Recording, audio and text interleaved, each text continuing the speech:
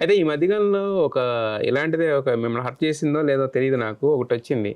'ప్రభాస్ గారు దూరం పెడుతున్నారా సీనుని' అని చెప్పేసి ఒకటి. ఏది 'ప్రభాస్ సీనుని దూరం సార్? మీ పెడుతున్నారా? ఆవిడతో మీరు అన్నాలు ఉంటారు సార్ ప్రతిరోజు. ఏం బాగున్నావా, తిన్నావా, సినిమాకి వెళ్దాం, ఇలాగే మాట్లాడతారు రోజు. రోజు ఎందుకు మాట్లాడదాం? చెప్పండి సార్. మాట్లాడడం సార్ అలా. కొట్టుకుంటాం, తిట్టుకుంటాం, వెళ్తాం, వస్తాం. ఒక్కొక్కసారి వాళ్ళ ఇంటికి వెళ్ళిపోద్ది, అలుగుతుంది. నేను మళ్ళీ వాళ్ళ ఇంటికి వెళ్తా. మన డిప్లొమసీ ఉంటుంది. ఇంటికి రా అంటాం, రాదు. దీన్ని పిల్లలు మళ్ళీ వస్తాం, మళ్ళీ వర్ణిక పేరు పెట్టుకెళ్తాం.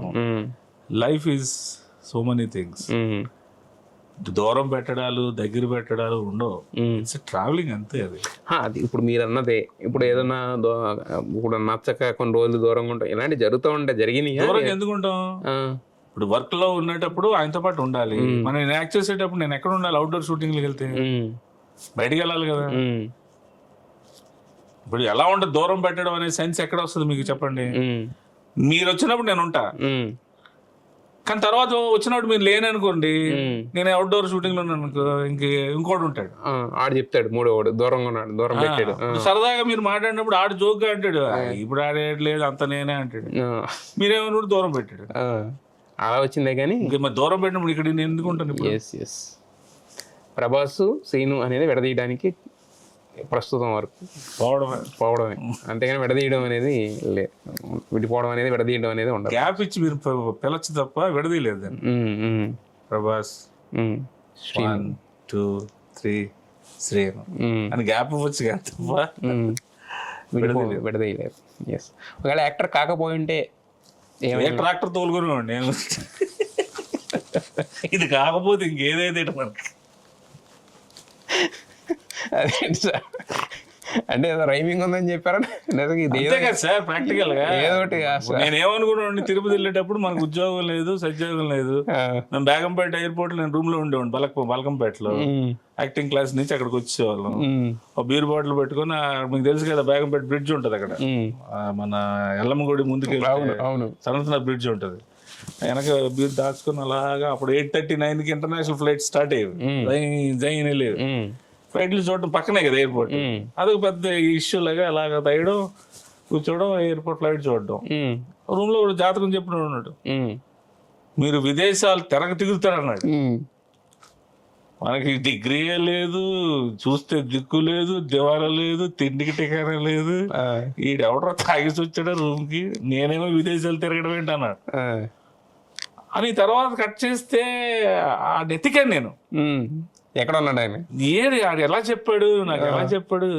పాస్పోర్ట్ అయితే 2 పాస్పోర్ట్లు అయిపోయింది, 3 పాస్పోర్ట్లు అయిపోతుంది, తిరుగుతూనే ఉన్నాం. అది ఏ బేసిస్ మీద చెప్పాడు నాకు అసలు అని అడుగుదాం, కనుక్కుందాం అని తిరిగాను. అది దొరకలేదు. అంటే అలా అనిపిస్తుంది ఒక్కొక్కసారి. అదే ఇప్పుడు ఇది అవ్వకపోతే అంటే మనం ఏంటి కాదు, మీరు చెప్పిన తర్వాత ఆడు దొరికాడేమో నేను కూడా చెప్పించుకున్నాను. అప్పుడు వేరే చెప్తాడు, ఇప్పుడు కమర్షియల్ అయిపోయాడు నాకు తెలుసు. అప్పుడు స్టార్టింగ్ రోజులు కాబట్టి జెన్యూన్ గా ఉన్నాడు. ఇప్పుడు ఇది చేయించుకుంటే అది అవుతుంది సార్ అంటే నా ఫ్లైట్ టికెట్లు తీయండి, అప్పుడు నేను చెప్తానండి. సో అయితే మీరు సాధించిన అచీవ్మెంట్స్ లో ప్రౌడ్ గా ఫీల్ అయ్యేదంటే ఏంటి? లేదు సార్, నాకు అచీవ్మెంట్ అంటే నాకున్న ఫ్లక్చువేటెడ్ లైఫ్, ఫ్లస్ట్రేటెడ్ లైఫ్ నుంచి ఈరోజు I'm be here and healthy. That is my achievement. అంతేగాని ఫిల్మ్ అచీవ్మెంట్ అనేది నాకు లేదు. ఓకే. అయితే ప్రభాస్ గారితో పరిచయం, ప్రభాస్ గారితో బాండింగ్ అనేది మీ జీవితాన్ని ప్రొఫెషనల్గా, పర్సనల్గా ఎలా మలుపు తిప్పింది సార్? చాలా విధాలుగా. అంటే బొమ్మ బొరుసు లేని జీవితానికి ఒక అర్థం, పరమార్థం వచ్చిందంటే ఆయన వల్లే కదా. ఎలా ఉంటుందో ఏంటో అది వేరే. ఇప్పుడు మీరు నేను లేనప్పుడు రేపొద్దు మీరు గుడిసెలో ఉంటారా, లేకపోతే ఇంకో దగ్గర ఉంటారా, ఎలాగోలో ఉంటాం. కానీ ఇలా ఉన్నామంటే దానికి కారణం ఏంటి అనేది మాత్రం మనం గుర్తుంచుకోవాలి. అది ఎప్పటికీ అది మైండ్లో ఉంచుకోవాలి. దాన్ని చాలా జాగ్రత్తగా దాన్ని రెస్పెక్ట్ ఇవ్వాలి, దాన్ని నిలబెట్టుకోవాలి అనేది నాకు స్ట్రాంగ్ ఫీలింగ్. ఈ రోజు ఉంది కదా, మనకు వచ్చింది కదా, మనకన్నా మించినోడు లేడు అనేది ఉండకూడదు. రేపు లేదు లేనప్పుడు ఏంటి అనేది నా భయం. అదే మిమ్మల్ని నడిపిస్తుంది అంతే. ఒక్కొక్కరికి ఏంటంటే నేను అంతా ఉన్నదంతా పోగొట్టేసుకున్నా కూడా సంపాదించుకోగలను అనేది ఒకరికి ఒక ధైర్యం, అది ఒక భయం, ఒక ధైర్యం, లేదా సంథింగ్ ఏదో. ఒకరికి ఏంటంటే ఇవాళ లేదు, ఇవాళ ఉంది, ఓ ఎంజాయ్ చేసేస్తున్నాం, రేపు లేకపోతే ఏంటి అనే భయం. సో కాబట్టి మనం ఎప్పుడు ఒకే రకంగా మెయింటైన్ చేస్తే గొడవ ఉండదు. నాకేంటంటే ఆయన ఉంటే భయంకరమైన ధైర్యం అండి. లేకపోతే నేను ఇంకా డైల్యూట్ అయిపోయి సింక్ అయిపోయి ఇంకా అసలు భూమిలో కిందకి వెళ్ళిపోతాను. ఇంకా కాంట ఆయన ఉన్నారంటే నేను ఇంకా -10% ఎనర్జీ ఉన్నా ఇట్ బికమ్స్ 100. అదే కానీ లేదనుకోండి 1000 ఉన్నా సరే -10 అయిపోతుంది. అయితే ఇప్పుడు మొన్న రాజ్యసభలో మీరు కూడా యాక్ట్ చేశారు కదా యాక్చువల్గా. అప్పుడు కొన్ని కామెంట్స్ వచ్చినాయి. ఇప్పుడు ప్రభాస్ ఒక పాన్ ఇండియా సినిమా తీశాడు కదా, ఇప్పటి వరకు లేదు, మళ్ళీ దీంట్లో ఇప్పుడు ప్రభాస్ సీన్ వీళ్ళందరూ ఎందుకు అది ఇది అని చెప్పేసి. అంతా కంప్లీట్గా మారుతి గారి చాయిస్ సార్, అయితే సార్ అని రికమెండ్ చేసి ప్రభాస్ గారి చాయిస్ ఆయన రికమెండ్ చేయండి. బేసికల్ ఎంటర్టైన్మెంట్ సెక్టర్ కాదా ఇది. అవును, బాహుబలి, అక్కడ ఆదిపురుషు, ఇలాంటి పెద్ద పెద్ద సినిమాలు చేసి ఈ సినిమా అంతా కంప్లీట్ ఆయన చాయిస్. ఆయన చాయిస్ ఏం లేదు. ఎంటర్టైన్మెంట్ ఫిల్మ్ కదా, కంప్లీట్ మారుతి గారి చాయిస్. సో ఆయన వీటి గణేష్ మనకు తెలుసా అండి? మన ఫ్రెండా కాదు, ఫ్రమ్ తమిళనాడు కదా. మరి వీటి గణేష్ పరిస్థితుల్లో రావు రమేష్ గారిని ఏమన్నా పెట్టుకోవచ్చు కదా. ఆ క్యారెక్టర్ ఆయన కరెక్ట్ అంటే డైరెక్టర్ చాయిస్ బట్టి. అయితే ఇప్పుడు బేసిక్గా అంటే 3 సినిమాలు 4 సినిమాలు కంటిన్యూగా చేస్తూ ఉంటారు కదా.